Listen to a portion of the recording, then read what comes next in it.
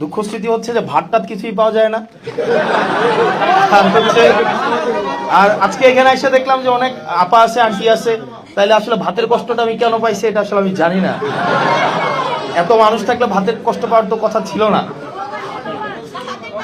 যাই হোক, আজকে আপনারা এখানে যারা উপস্থিত হয়েছেন, এখানে অনেকেই আছেন যারা এনসিপির না, এখানে অনেকেই আছেন যারা আমাদেরকে দেখতে এসছেন, এখানে অনেকে আছেন, প্রত্যেকটা মানুষ এখানে এনসিপি করেন বা না করেন, কিন্তু প্রত্যেকটা মানুষ বাংলাদেশকে পছন্দ করে। এখানে প্রত্যেকটা মানুষ চায় বাংলাদেশটা যে ডিসফাংশনাল হয়ে গিয়েছে এটা থেকে উত্তরণ হোক, এটা এখানে প্রত্যেকটা মানুষ চায়। এখানে প্রত্যেকটা মানুষ চায় বাংলাদেশটা দীর্ঘ 17 বছরেরও বেশি সময় ধরে এই বাংলাদেশটা মূলত নিয়ন্ত্রিত পরিচালিত হতো সীমান্তের আরেক প্রান্ত থেকে, ভারত থেকে।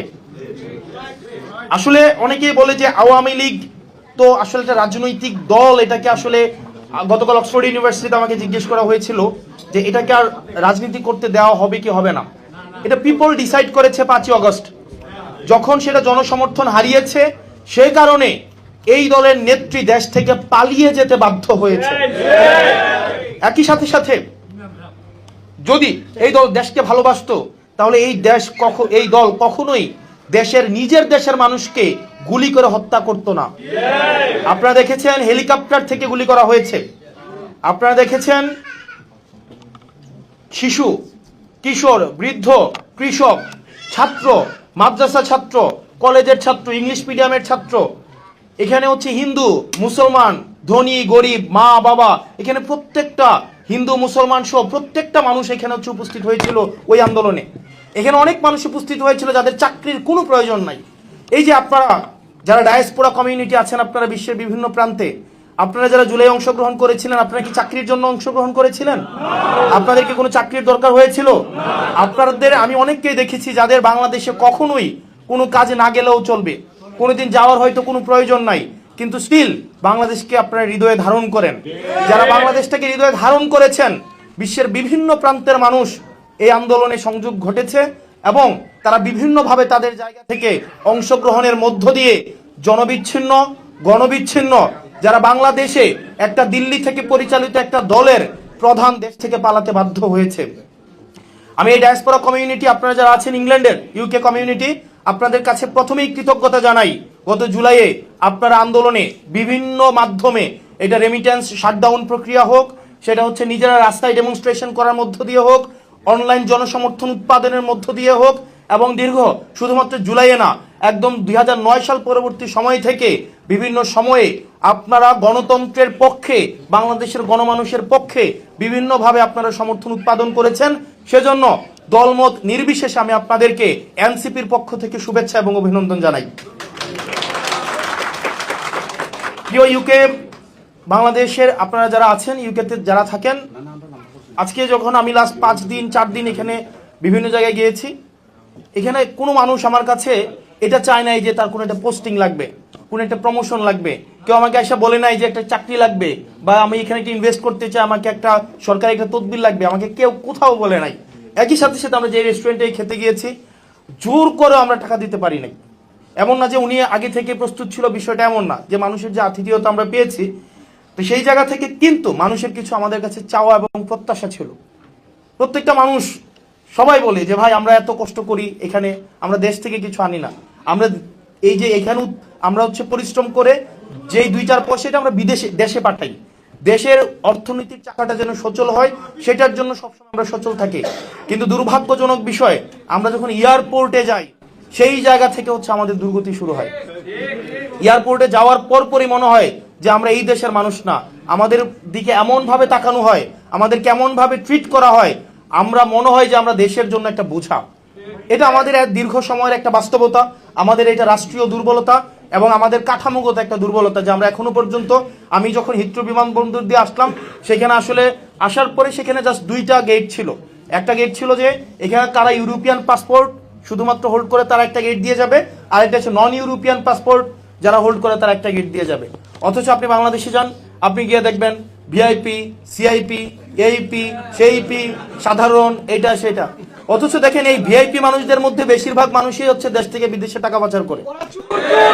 এখানে যারা যারা টাকা পাচার করেছে, বিদেশে বেগম পাড়া বানাইছে এবং এই যে দীর্ঘ সময় লুট করে এখন বিদেশে টাকা পাচার করে, এই লুটের টাকা গতকাল হচ্ছে দুবাই একজনকে ধরেছে, এই তাদেরকে হচ্ছে আমাদের দেশে রাষ্ট্রীয় পৃষ্ঠপোষকতায় ভিআইপি মর্যাদা দিয়ে দেখা যায় তারাই হচ্ছে কখনোই সাধারণ মানুষের দুর্ভোগটা বোঝার চেষ্টা করে না। তো সেই জায়গা থেকে আপনারা যেটা বলেছেন আমিও দেখেছি, যেমন আসলে কি কাঠামোটা এমন, আমি 2026-এর ফেব্রুয়ারির আগে এক ধরনের রাষ্ট্রীয় এক ধরনের একটা পরিচয় ছিল, তারপর একটা পরিচয় বর্তমানে আমি হোল্ড করি। এই কাঠামোটা এমন একটা কাঠামো যেখানে আপনাকে আসলে সার হইতে বাধ্য করবে। আপনি গাড়ি থেকে নামার আগেই তিনজন এসে গাড়ির দরজাটা খুলবে, এবং আপনি যদি কোনো ক্রমে গাড়ির দরজাটা নিজে খুলেন, আপনার অধীনস্থ যারা তারা আপনাকে এমন একটা সেন্স দিবে যে আপনি বিশাল এক অপরাধ করে ফেলছেন, এবং দুইটা বাক্য বললে অন্তত 12 বার স্যার বলবে, যে স্যার স্যার জি sir sir sir sir sir sir, মানে the kind of sense you will be given, যে আপনি 15 দিন না যাইতে হচ্ছে আপনি একটা ফিল করবেন যে আপনি, মানে আমরা পড়ি না যে আমরা সবাই ইকুয়াল, কিন্তু ওই সময় একটু পরে মনে হবে, কিছুদিন পরে মনে হবে আমরা মোর ইকুয়াল। কারণ রাষ্ট্র তো আমাকে কিছু সুযোগ সুবিধা দেয়, আমার অধীনস্থ কিছু মানুষ থাকে, আমাদের সিস্টেমটা আসলে আমাকে ভিআইপি হইতে বাধ্য করে। এয়ারপোর্টে আসার সাথে সাথে আমার লাগেজটা, আমি আগে যখন মানে ডোমেস্টিক ফ্লাইটে যখন যাইতাম তখন হচ্ছে আমি কখনোই I never use VIP gate or anything. আমি যখন গত এই ইংল্যান্ডে আসার পথে নামার সাথে সাথে দুইজন এসে লাগেজটা টাইনে না, স্যার স্যার আপনার তো 2 ঘন্টা আছে, এই রুমে বসেন, এখানে কফি এটা সেটা, এবং কোনো হ্যাসিলই বুঝি নাই। আর এর আগে যখন যাইতাম 6-7 বার যখন বিভিন্ন ডোমেস্টিক জায়গায় গিয়েছি, ওখানে লাইন ধরতে হয়েছে, জুতা খুলতে হয়েছে, এবং আমাদের হয়তো জুতা খোলা লাগে না, কিন্তু আমরা যখন দেখতাম মানুষ জুতা খুলতে হয়, মনে হয় যে একটা ডাকাত বা চোর দেশ থেকে অনেকটা, মানে 8-10 বছর পরে যদি বিদেশে যায়, প্রিয়জনদের জন্য কিছু একটা নিয়ে যায়, এগুলা কেটে কেটে হচ্ছে এয়ারপোর্টে রেখে দেওয়া হয়, এবং একটা তৃতীয় শ্রেণীর মানুষ হিসেবে তাকে ট্রিট করা হয়। আমি আপনাদেরকে কথা দিয়ে যাচ্ছি, আমি হাসান আব্দুল্লাহ আপনাদেরকে কথা দিয়ে যাচ্ছি, যতদিন না পর্যন্ত এয়ারপোর্টে আমি আমার জায়গা থেকে পরিবর্তন তো শুরু করতে হয় কোনো না কোনো একটা জায়গা থেকে। আমি আপনাদেরকে কথা দিয়ে যাচ্ছি, আমি আমার জীবনে লাস্ট এইখানে আসার পথে ভিআইপি ব্যবহার করেছি, এবং এটাই শেষবার। এবং আমি এটা নিশ্চিত করতে চাই আনটিল এন্ড আনলেস আমরা সবার জন্য ইকুয়াল সার্ভিস এনশিওর করতে পারছি, ততদিন পর্যন্ত সবার জন্য ইকুয়াল সার্ভিস ইকুয়াল ট্রিটমেন্ট আমরা এনশিওর করতে পারছি, ততদিন পর্যন্ত এই ভিআইপি সার্ভিস আমি ব্যক্তিগতভাবে পরিহার করলাম। এটা হচ্ছে আমি ব্যক্তিগতভাবে এটা ব্যবহার করব না। একই সাথে সাথে আমি আমার জায়গা থেকে চেষ্টা করব, সংসদে হোক এবং পলিসি মেকিংয়ে হোক, সব জায়গায় চেষ্টা করব প্রবাসীদের, রেমিটেন্স যোদ্ধা যারা রয়েছে, বিভিন্ন ডায়াসপোরা কমিউনিটি রয়েছে, তাদের যেন কোনোভাবেই আপনার হচ্ছে এই এয়ারপোর্টে হয়রানি যেন বন্ধ করা হয়। একই সাথে সাথে সিলেটের এয়ারপোর্টকে যেন আধুনিকায়ন করা হয়, এবং ঢাকা টু এবং আপনার থেকে সিলেটের যেই আপনারা সরাসরি যে যোগাযোগের বিষয়টা বলেন, সেটার কারিগরি অথবা হচ্ছে সেটা সমীক্ষা নিশ্চিত করবে, সেটাকে আমি জেনে আসলে কথা বলতে হবে।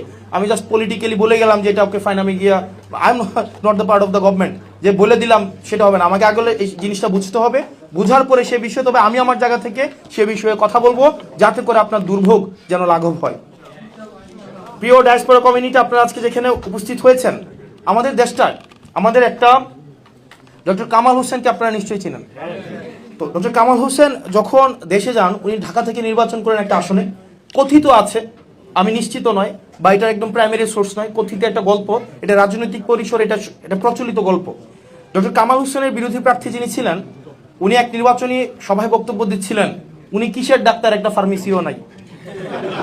তো ডাক্তার কামাল হোসেনকে বলতেছে যে উনি কিসের ডাক্তার, একটা ফার্মেসিও নাই।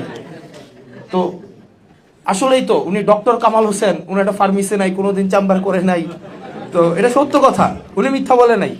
তো উনার প্রতিদ্বন্দ্বী প্রার্থী যিনি এই ধরনের মন্তব্য করেছেন, উনি কিন্তু নির্বাচনে জিতেছেন, অথচ ডক্টর কামাল হোসেন নির্বাচনে জিতে নাই। এটা হচ্ছে যিনি হোক আমি জানি না। তো সেই জায়গা থেকে আমরা চাই ডায়াসপোরা কমিউনিটিকে আমরা এইভাবে দেখতে চাই না যে আমাদের পার্টির ফান্ড লাগবে, তাদের সাথে আমরা এই কারণে একটা ভালো সম্পর্ক রাখবো। নো, আমরা যে ভাই আমাদের জন্য টাকা পাঠান, এইটা শুধুমাত্র ডায়াসপোরা কমিউনিটিকে রাজনৈতিক দলগুলা মূলত হচ্ছে আপনার একটা মানি সোর্সিং এর একটা মিনস হিসাবেই তারা মূলত ট্রিট করে। এটা হচ্ছে প্রাইমারি উদ্দেশ্য। আমরা এনসিপি সেই জায়গা থেকে আপনাদেরকে কমিটমেন্ট দিতে চাই, আমরা বাংলাদেশে, আপনি এনসিপি কে পছন্দ করেন বা না করেন, আপনি যে কোনো গণতান্ত্রিক রাজনৈতিক দলের অংশ হন, সেটা আমরা চাই। আমরা চাই আপনারা বাংলাদেশে মিনিংফুল, আমরা চাই বাংলাদেশে আপনাদের মিনিংফুল এনগেজমেন্ট হোক, সেটা ইন্টালেকচুয়াল এনগেজমেন্ট হোক, অ্যাডমিনিস্ট্রেটিভ এনগেজমেন্ট হোক, ফাইন্যান্সিয়াল এনগেজমেন্ট হোক, অথবা সেটা পলিটিক্যাল এনগেজমেন্ট হোক। এটা কোনো অর্নামেন্টাল এনগেজমেন্ট না, এটা যেন একটা মিনিংফুল এনগেজমেন্ট হয়, যাতে করে এই দেশে পড়াশোনা করে ইন্টালেকচুয়ালি সফিস্টিকেটেড হওয়ার পরে আমরা যেন বাংলাদেশে মিনিংফুল কন্ট্রিবিউশন আমরা করতে পারি। সেজন্য আমরা এনসিপি থেকে ডায়াসপোরা কমিউনিটির কাজ করার ক্ষেত্রটাকে আমরা অনেক প্রশস্ত করেছি। পলিসি থেকে শুরু করে পলিটিক্যাল আমাদের প্রত্যেকটা অ্যাক্টিভিটিতে আমাদের ডায়াসপোরা কমিউনিটির এনগেজমেন্টটা আমাদের এখানে আমরা রেখেছি। তো প্রিয় ইউকে কমিউনিটিতে আপনারা যারা আছেন, আজকে এখানে উপস্থিত হয়েছেন, দেখেন আমাদের রাজনৈতিক বয়স হয়েছে মাত্র 1 বছর, এটা হচ্ছে জুন মাস, 1 বছর 4 মাস, 12 মাস আর 4 মাস হতো কত মাস? 16 মাস। 16 মাসের একটা বাচ্চা আব্বা বলেও ডাক দেয় না, দেয় না? না, আমার এক 8 মাসের বাচ্চা আছে, আইলো দিতে পারে। তাহলে দেখেন, আমি আপনাদের বিষয়টা বুঝি। মানুষ যখন আমাকে গালাগালি করে, 55 বছরের না পাওয়ার ক্ষোভ থেকে আমাদের কাছে তাদের প্রত্যাশাটা অনেক বেশি বলে আমাকে গালাগালি করে, এটা আমরা বুঝি। আমরা আপনাদের এই প্রত্যাশাটাকে আমরা ধারণ করি। আপনি এনসিপি কে সমর্থন করেন বা না করেন, আপনি যদি বাংলাদেশটাকে সমর্থন করেন, বাংলাদেশের ইনস্টিটিউশনস গুলার পরিবর্তন চান, আপনি যদি চান বাংলাদেশের বিচার ব্যবস্থা স্বাধীন হোক, আপনি যদি চান বাংলাদেশের এমন একটা নির্বাচন কমিশন হোক, এমন একটা নির্বাচনী ব্যবস্থা হোক যাতে আপনি যাকে পছন্দ তাকে ভোট দিতে পারবেন, বাংলাদেশে এমন একটা ব্যুরোক্রেসি, একটা প্রশাসনিক ব্যবস্থা তৈরি হোক যেখানে নাম এবং পরিচয়ে আপনার হচ্ছে মানুষকে ট্রিট করবে না, বরং ট্রিট করবে একজন সভাপ্রার্থী হিসেবে, তাহলে আমরা চাই আপনারা এনসিপি কে আপনাদের পরামর্শ দিয়ে আপনারা সহায়তা করবেন, ইন্টালেকচুয়াল সাপোর্ট আপনারা দিবেন। কারণ আমাদের ভুল থাকবে, আমাদের সীমাবদ্ধতা থাকবে, আমাদের ত্রুটি থাকবে, কিন্তু আমরা চাই, আমার বয়স 28, আমার যিনি আহ্বায়ক আছেন জনাব নাহিদ ইসলাম, আমাদের নাহিদ ইসলাম সমবয়সী, আসিফ মাহমুদ, সার্জিস আলম থেকে শুরু করে আমাদের পার্টির যারা রয়েছে, আমরা প্রত্যেকেই কিন্তু এই বয়সের মানুষ। এখানে অনেক মানুষ আছে আমাদের থেকে 3 গুণ বয়সের, আছেন না আপনারা? অনেকে আছেন 22 বছর ধরে বিদেশেই থাকেন। তাইলে দেখেন, আমরা তো এখন শিখছি, আমাদের ভুল হবে, আমাদের সীমাবদ্ধতা থাকবে, ডিসিশন মেকিং এ আমাদের একটু স্লথ গতি থাকবে। সেক্ষেত্রে যেখানেই মনে করবেন আপনাদের ইমপ্রুভমেন্ট দরকার, সেখানে আপনারা আমাদেরকে বলবেন, আমরা ইমপ্রুভ করে নেব। আমরা চাই এমন একটা বাংলাদেশ যেখানে প্রত্যেকটা গণতন্ত্রকামী মানুষ তারা যেন বাংলাদেশে একটা মিনিংফুল জীবন ধারণ করতে পারে। আমরা চাই বাংলাদেশ যেন, বিদেশ যেন বাংলাদেশের মানুষের ড্রিম না হয়, এটা আমরা নিশ্চিত করতে চাই।